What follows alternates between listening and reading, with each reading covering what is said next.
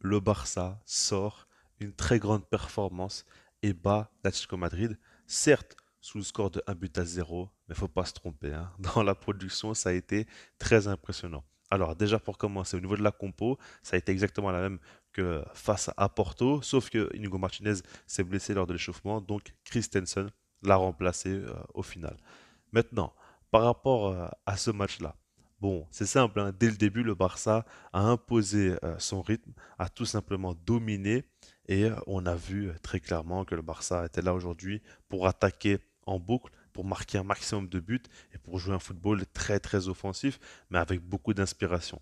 Et puis il y a le premier but qui tombe dès la 28e minute de jeu, c'est Joao Félix qui marque. L'action est ultra intéressante parce que ça démarre du gardien Inaki Peña qui donne un ballon pour Pedri. Pedri va faire un décalage côté droit pour Rafinha. Rafinha qui va trouver Joao Félix. Molina fait une petite erreur. Félix en profite directement. Il pousse le ballon, pied droit, et puis fait un petit piqué. Un petit lob somptueux du pied gauche comme ça pour marquer son but et puis il va célébrer parce que beaucoup de questions se posaient là-dessus, hein. On a vu le dirigeant du Madrid demander à Joao Félix de ne pas célébrer si jamais il marque.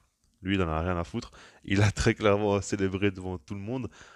Bon, pour les négociations par rapport à son prix, ça va compliquer un peu les choses, je pense. Mais pour ce match-là, en tout cas, c'est mémorable ce qu'il a fait parce qu'en dehors de ça, il a fait un très gros match, hein. Il faut le dire, hein, directement. Joao Félix, vraiment, vraiment impressionnant parce qu'en soi, aujourd'hui, il a prouvé que c'est un joueur ultra talentueux. On a vu dans ses prises de balles, techniquement, ce qu'il faisait, c'était très propre. Il n'y a pas de souci.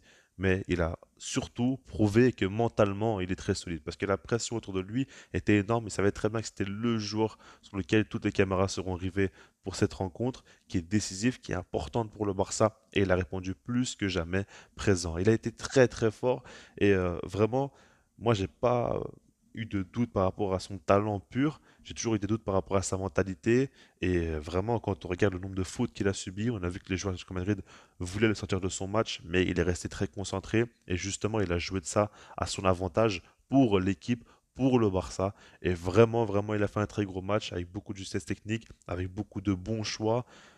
Vraiment, c'est un kiff. Maintenant, par rapport au reste, il faut évidemment parler du milieu de terrain. Le mitard du Barça qui a fait un travail juste fou. Et je ne vous cache pas que ces derniers temps, ça m'avait beaucoup manqué de revoir le Barça dominer outrageusement au milieu de terrain. Vous savez, ce genre de milieu de terrain qui ne laisse pas l'occasion de réfléchir à celui en face.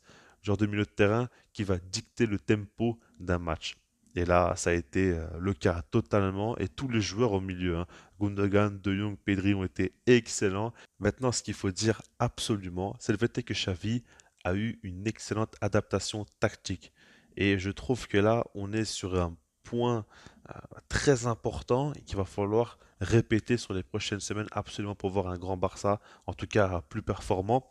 Parce que d'habitude, on voit au milieu de terrain, même globalement sur le terrain, des joueurs qui ont des zones à respecter et qui restent constamment tout le long du match.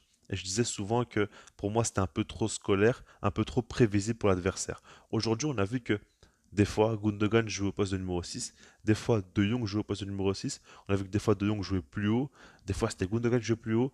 Le double pivot vraiment s'échangeait les rôles constamment. Même Pedri, des fois, il redescendait, des fois, il remontait. En fait, les trois, ils n'arrêtaient pas de tourner. Ils jouaient toujours très proches les uns des autres. Et ça m'a beaucoup plu. Parce que c'était pas dans l'idée de se dire que Xavi demandait, par exemple, à De Jong et Gundogan d'échanger de position. Non, ça se faisait de manière très naturelle.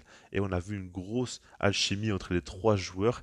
Et ça a fait un boulot monstrueux. Parce qu'ils ont été excellents, les trois. Gundogan, vraiment, j'ai beaucoup aimé parce que pour moi, c'est lui qui a le plus organisé au milieu de terrain. C'est lui à chaque fois qui donnait des ballons à droite, à gauche, des transversales. C'est lui qui redescendait, qui demandait d'avoir le ballon dans les pieds pour distribuer à chaque fois. C'est très très fort. De Jong, je ne vous le présente plus. Excellent joueur, très gros match, y a pas de souci. Mais les amis, Don Pedri, quel match il nous fait. Oh là là là là là là, vraiment un match qu'on n'oubliera pas. Parce que là, le nombre de différences individuelles qu'il a fait, c'est juste fou. Alors déjà, il faut parler du fait qu'il récupère beaucoup de ballons. Il arrache des ballons, à chaque fois il est là, il gratte beaucoup. Le Barça a eu un pressing bien plus efficace et Pedri, pour moi, était le visage de cela. Parce que vraiment, il n'a pas arrêté de faire des efforts. On a vu que physiquement, il revient déjà à un très haut niveau. Mais surtout, avec ballon, en fait, quand Pedri a le ballon, c'est la magie qui s'opère tout simplement. On le voit passer entre 2, 3, 4 joueurs à chaque fois. Il a tout le temps une vision ultra développée où il a des prises de décision qu'on n'imagine même pas nous sur notre canapé. Je ne sais pas comment il le fait lui en pleine action, en pleine vitesse aussi. C'est juste fou. Il nous a sorti un match, les gars, alors qu'il n'est même pas encore à 100% physiquement. C'est lunaire en fait, c'est lunaire et ce gars-là rappelle encore une fois que c'est le meilleur joueur du Barça. Tout simplement, c'est lui. C'est le Barça de Pedri. Une chose aussi qui était intéressante par rapport à Xavi, ce qu'il a mis en place, c'est le fait que Rafinha, côté droit, il a fait un plutôt bon match par rapport à d'habitude, mais parce que il avait certainement donc Jules Koundé qui était très très proche de lui. Ce qu'il faut dire, c'est que Koundé avait véritablement un rôle de latéral. Déjà, je disais beaucoup le fait est que pour moi, avoir Araujo latéral et Koundé dans l'axe, c'était ridicule. Je voulais voir à l'inverse. Là, enfin, ça a été le cas. Mais surtout, Koundé est beaucoup, beaucoup monté. Il a beaucoup fait de débordements. Ça, il faut le prendre en compte. Et ça a aidé Rafinha aussi, qui a pas mal de fois joué avec Koundé et pas mal de fois aussi utilisé les appels de Koundé pour tout simplement rentrer dans l'axe ou quoi. Et vraiment, ça, c'est très très bien pour Rafinha. Maintenant, bon, on attend quand même encore plus de lui. C'est déjà mieux, mais on sait que voilà, quoi, quand tu es ailier au Barça, tu dois faire encore beaucoup plus. Maintenant, quand on regarde bien, tout le monde a été au rendez-vous. Tout le monde a fait un très bon match. Le problème, ça a surtout été la finition et ça a été incarné par Robert Lewandowski.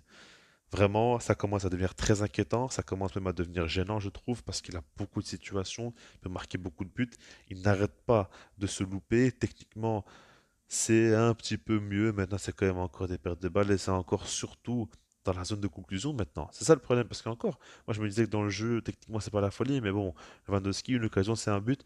Non, non, non, non, non, non. Il lui faut 5-6 occasions et encore, c'est pas sûr qu'il marque là. Vraiment, il a en gros déficit de confiance. Il va falloir qu'il la retrouve très très vite parce qu'on aura besoin de Lewandowski en forme. Et là, vraiment, ce qu'il a raté, c'est fou quand même, hein. Devant les cages, plusieurs fois, des têtes où il fait n'importe quoi. Même à un moment donné, il a un face-à-face. Enfin, il dribble le joueur, il est devant au black.